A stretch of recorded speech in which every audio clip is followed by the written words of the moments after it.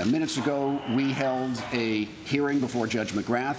It was our motion to dismiss 3,042 cases, outstanding warrants for where the charge was possession of marijuana as a misdemeanor or as a violation. The judge granted that motion. Those cases are now dismissed. And I believe that's when our records started. Because historically we see that enforcement of the marijuana laws has disproportionately affected men and women of color. I believe 86% of individuals who have been prosecuted in 2017 for these offenses were in fact men and women of color.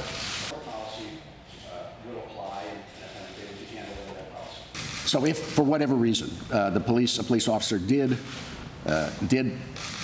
through inadvertence or non-awareness of what the court said today, pull someone in on one of these warrants, what would happen is simply following our policy today. And, we would dismiss the case without the accused person having to do anything.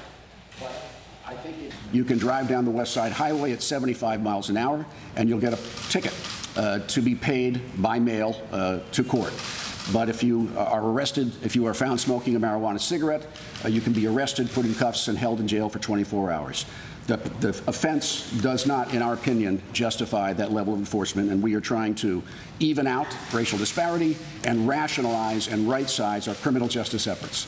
What should we tell people if they think there is? Contact your office, Any one of these 3,042 people are living. They may have forgotten about it, but they are living with the peril of being put through the system for almost no reason because of this warrant hanging over their head. This is significant to changing the lives of our clients in our communities that face over-policing, and if they get stopped, they could be put through the system and lose, their cars could get towed, they could lose housing, there's all kinds of collateral consequences that stem from an arrest from these old warrants.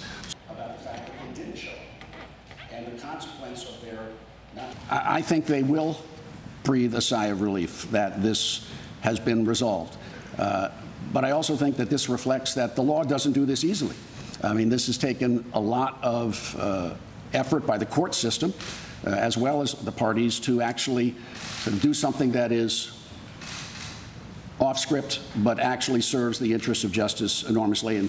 And I think marijuana legislation that changes the laws, which I think is ultimately going to take place in New York, should be looked at hard now, so that we can get ready for that day. And I think that day is coming for legalization of marijuana, and that all the parties who are going to be impacted if that happens, police, communities, licensing agencies, the state government, can get started and look at the experiences of other states to make sure that New York State, if it does go that route, and I hope it does it in the best way possible.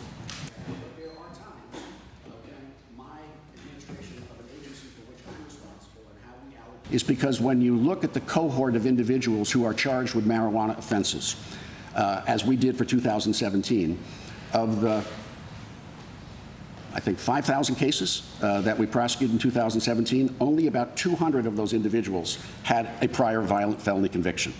So this is not a cohort that actually has a history of being violent. So that led to our policy decision today that we would not charge someone today with possession of marijuana, smoking or non-smoking, unless that individual either was seen selling, but we couldn't make a selling case because perhaps the buyer ran away, or there was an active, live, current public safety necessity to do so.